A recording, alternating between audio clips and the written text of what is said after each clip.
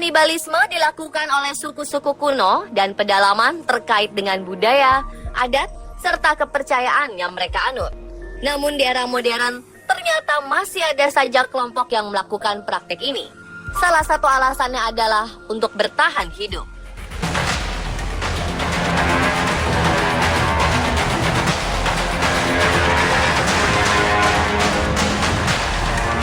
Kasus kanibalisme yang paling terkenal dalam sejarah terjadi di pegunungan Chili Andes, perbatasan Argentina-Chili pada musim dingin 1972 silam. Peristiwa ini bermula ketika pesawat Uruguay Air Force Flight 571 mengalami kecelakaan. Pesawat yang mengudara pada 13 Oktober ini membawa 45 penumpang, termasuk tim rugby dan keluarganya. Dari kecelakaan ini, 29 penumpangnya berhasil selamat. Sayang, beratnya medan membuat satu demi satu korban berjatuhan. 8 orang tertimbun longsoran salju, sementara yang lainnya tewas dengan berbagai sebab, termasuk hipotermia. Akhirnya, hanya tersisa 16 orang yang berhasil diselamatkan pada 23 Desember atau 72 hari mereka bertahan hidup. Ngerinya, satu-satunya cara untuk tetap hidup adalah dengan memakan teman-teman mereka yang telah tewas. Hal tersebut bukanlah keputusan mudah, sangat berat bahkan. Namun hal ini terpaksa dilakukan jika ingin bertahan hidup. Kisah luar biasa ini bahkan pernah diangkat ke layar lebar pada 1993 dengan tajuk Alive. 2006 silam, Nando Parrado, salah seorang yang selamat, membukukan pengalaman yang dramatis itu dalam buku berjudul Miracle in the Andes, 72 Days on the Mountain and My Long Trek Home. Kasus kanibalisme ini merupakan kasus insidental. Artinya, mereka terpaksa melakukan kanibalisme karena kebutuhan akan makanan. Mereka terpaksa menyantap daging manusia karena tidak ada lagi bahan makanan. Sementara di lain sisi, beberapa oknum melakukan aksi kanibalisme secara membabi buta bahkan tanpa alasan.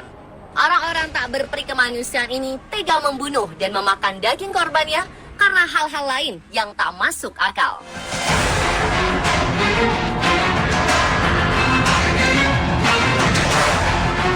Salah satunya adalah peristiwa kanibalisme yang terjadi di Nithari, New Delhi pada 30 Desember 2006 silam.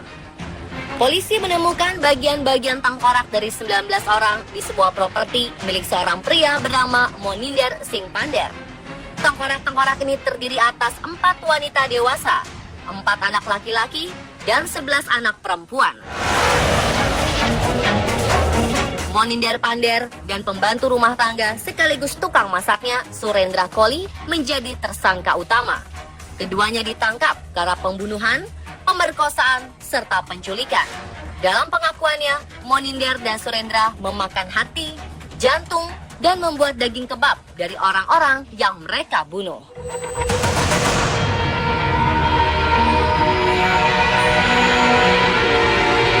Kasus kanibalisme lain yang cukup fenomenal dilakukan oleh seorang pria Jepang bernama Issei Sagawa. Ketika sedang belajar di Paris, Issei jatuh cinta pada seorang wanita bernama Renee Hartevelt. Sosok Renee yang cantik dan cerdas serta mampu berbicara dalam 3 bahasa memikat Issei. Ketika itu, perempuan 25 tahun ini sedang berjuang meraih gelar PhD dalam bidang sastra Prancis. Issei lalu meminta Renee untuk mengajarinya bahasa Jerman. Renee menerima tawarannya. Tanpa diduga, Issei memujuk Renee untuk berkunjung ke rumahnya. Dan di sanalah Issei menghabisi Renee lalu memakan tubuhnya. Issei bertekad memakan Renee karena menurutnya wanita yang juga teman kuliahnya ini adalah gambaran ideal seorang perempuan. Ia berharap bisa menghisap energi Renee agar ia bisa tampil lebih sempurna. Karena sebelumnya ia merasa dirinya sebagai sosok yang lemah dan buruk. Hakim memutuskan bahwa Issei Sagawa mengalami gangguan kejiwaan dan tidak bisa diadili. Pria Jepang berusia 32 tahun ini lantas dikirim ke rumah sakit jiwa. Pemerintah Prancis kemudian mengekstradisi Issei Sagawa ke Jepang. Berbeda dengan keputusan hakim di Prancis, dokter di Jepang menyimpulkan Issei sepenuhnya waras. Kisah Issei Sagawa bukanlah yang pertama dan bukan pula yang terakhir. Sepanjang sejarah peradaban, manusia tak pernah lepas dari kata kanibalisme.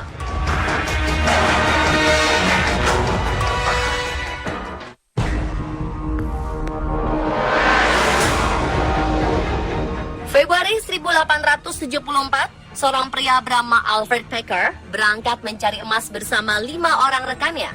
2 bulan kemudian, ia kembali seorang diri dan mengaku membunuh kelima temannya serta memakan daging mereka karena kondisi alam yang memaksa. Sementara itu, Januari 1936, seorang pria bernama Albert Fish dijatuhi hukuman mati lantaran terbukti membunuh dan memakan seorang gadis berumur 10 tahun. Selain mereka, ada juga Tsutomu Miyazaki, Nikolai Zomagliev, Armin Meiwes, Jeffrey Dahmer, Surrender Kohli, dan Sergei Gavrilov yang juga terbukti telah melakukan praktek kanibalisme.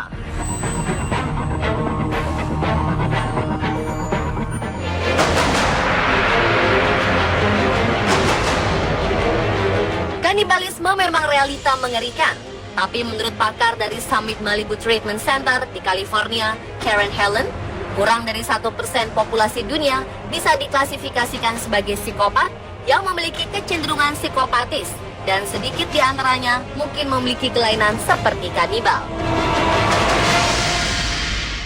Pelaku kanibal juga bukan orang gila, karena mereka tahu persis dan sadar dengan apa yang mereka lakukan. Pelaku kanibal memiliki ketertarikan yang besar untuk makan daging manusia, dan mereka tidak menyesali perbuatan mereka. Para pelaku kanibal umumnya memiliki kepribadian psikopat dan merasakan kesepian yang ekstrim. Penganut kanibalisme mengalami euforia yang mengaktifkan pusat kesenangan di otak, sehingga proses mencacah tubuh korban membuat perasaan mereka semakin rileks. Kebanyakan dari penganut kanibalisme adalah penyendiri yang ekstrim. Mereka merasa terisolasi dan kesal. Untuk mengisi kekosongan, mereka membunuh dan memakan korbannya. Hal itu membuat mereka tidak pernah lagi merasa sendirian, karena merasa korbannya telah menyatu bersama tubuh mereka. Kanibalisme juga kadang terkait dengan penyimpangan perilaku seksual. Secara historis, manusia melakukan kanibalisme untuk bertahan hidup atau alasan spiritual. Namun kini, kanibalisme yang terjadi di era modern lebih terfokus pada gangguan mental. Sampai saat ini, tidak ada obat yang efektif untuk para kanibal, karena tidak ada obat atau psikoterapi yang dapat menanamkan sikap empati pada manusia. Miskinnya interaksi sosial antar manusia merupakan salah satu penyebab munculnya fenomena kanibalisme.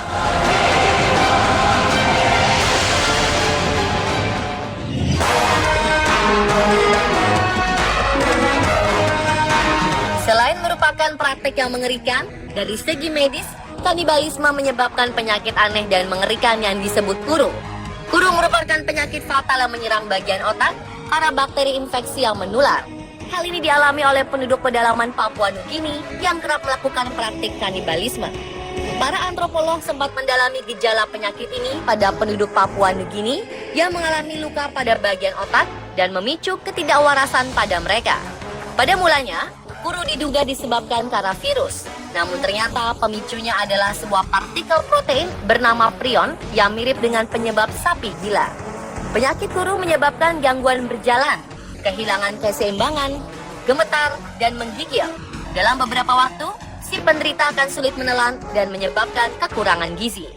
Secara umum, kanibalisme dianggap berbahaya, karena apapun yang menjadi penyebab kematian korban bisa menyerang si kanibal juga.